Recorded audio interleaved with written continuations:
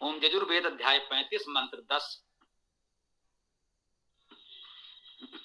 ओम अस्मन्वतीरीयते संरवध्वम् उत्तिष्ठत प्रतरता सखायः अत्र आजहीमो अशिवाये असन सीमान वयम उत्तरे में अभिवाजान।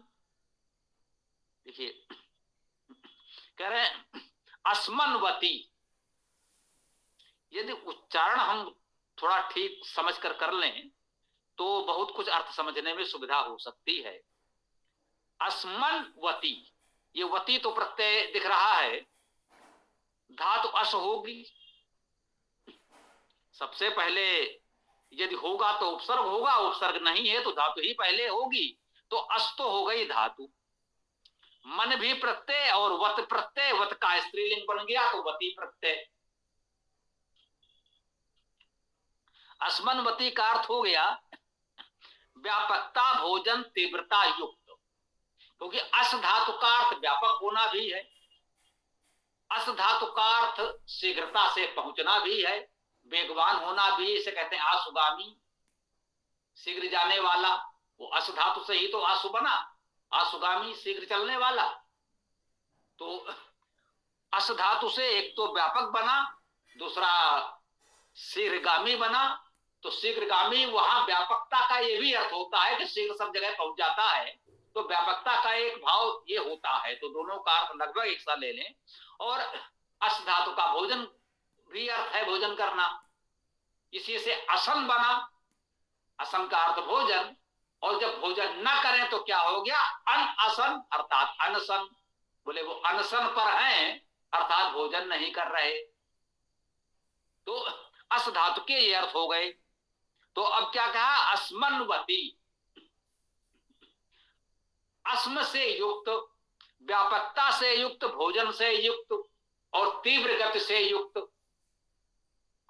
वती है तो चाहे तो स्त्रीलिंग मानकर प्रयोग कर लें, जैसा कि हमने कहा कि वेद में ऐसा कोई लिंग भेद बहुत कठोर है नहीं, इसलिए सामान्यता आप विविध भाष्यकारों को देखेंगे।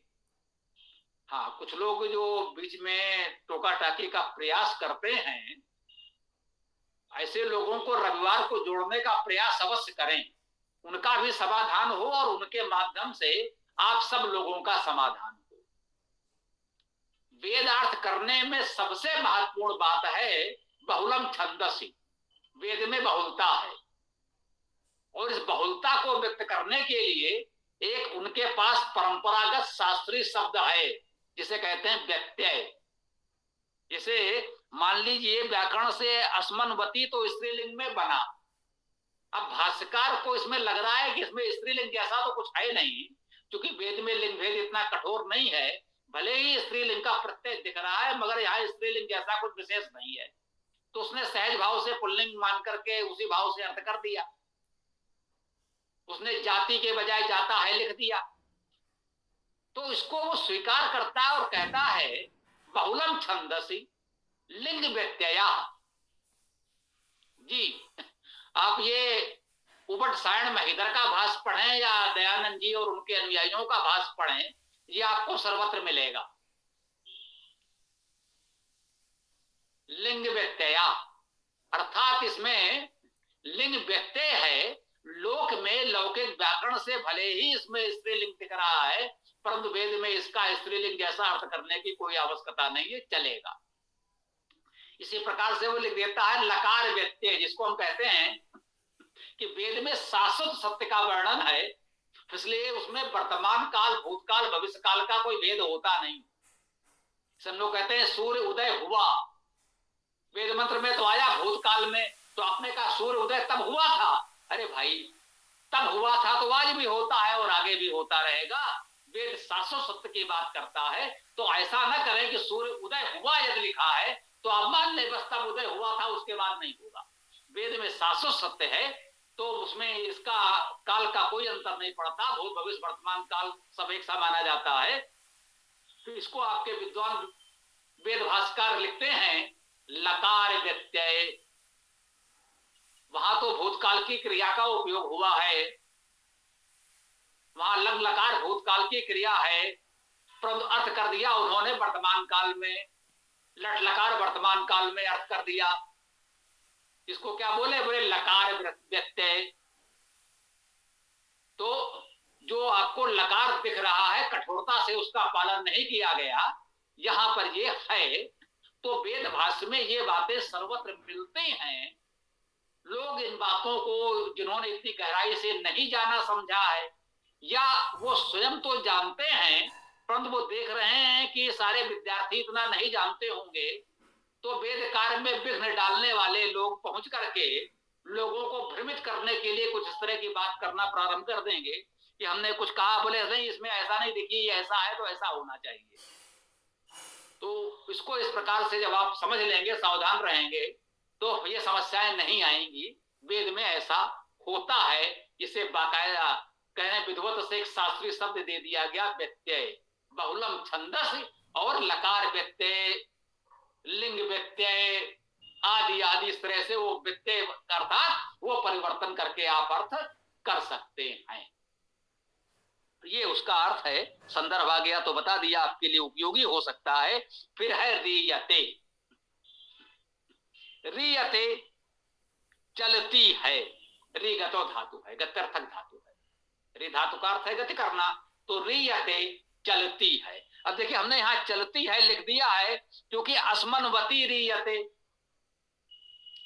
व्यापकता भोजन तीव्रता युक्त जो है वो चलती है, क्योंकि यहां पर स्त्रीलिंग का प्रत्यय लगा हुआ है। यदि हम यहां लिख देते चलता है तो भी कोई अर्थ का अंतर नहीं पड़ता। ऐसा नहीं है कि ये केवल चलती है के लिए कहा जा रहा है, जो चलता है उसके लिए नहीं है। वेद में ऐसा कुछ नहीं है। वो चलती है भी ठीक है और चलता है तो भी ठीक है। तो अस्मनवती रीयते जो व्यापक है, तीव्रगामी है, वह चल रहा है, ये अर्थ समझें। वो चलती है या चलता है, ठीक है। सखाया, देखिए सखाया में यहां लिखा है हे मित्रों, अर्थात संबोधन कारक में।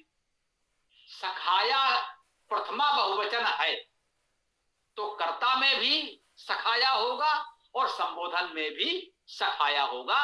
ये हमारे आपके विवेक पर है कि इसे हम संबोधन में ग्रहण करें या कर्ता में ग्रहण करें। प्रथमा बहुवचन है ये तो निश्चित है। तो सखाया का अर्थ हुआ मित्र गण। अब हे मित्रों कहें या कहें मित्रगणों ने, मित्रों ने, दोनों ठीक है। अब कौन सा अधिक ठीक है ये अन्य शब्दों को देख करके आप तय कर सकते हैं, निश्चित कर सकते हैं। और दोनों ही हम कहेंगे, जिसने जो भी लिखा होगा उसे ठीक मान लीजिए। उत्तिष्ठत, उत्तिष्ठ सुना होगा, उत्तिष्ठ जागृत, उठो जागो, तो वही कहा है उत्तिष्ठत, उठो, उठ खड़े हो। उत उपसर्ग है, उत ऊपर उच्च, तिष्ठत स्थित हो, उच्च स्तर पर स्थित हो, ऊपर स्थित हो, तो अर्थात उठ खड़े हो, यही अर्थ होता है। उत्तिष्ठत ऊपर उठो, उठ खड़े हो। प्रतरता, प्र उपसर्ग प्रमुखता से, तरता तरो, तैरो, ये त्रिधातु है। तरना तैरना एक ही बात है। तरना तैरना अर्थात पार करना।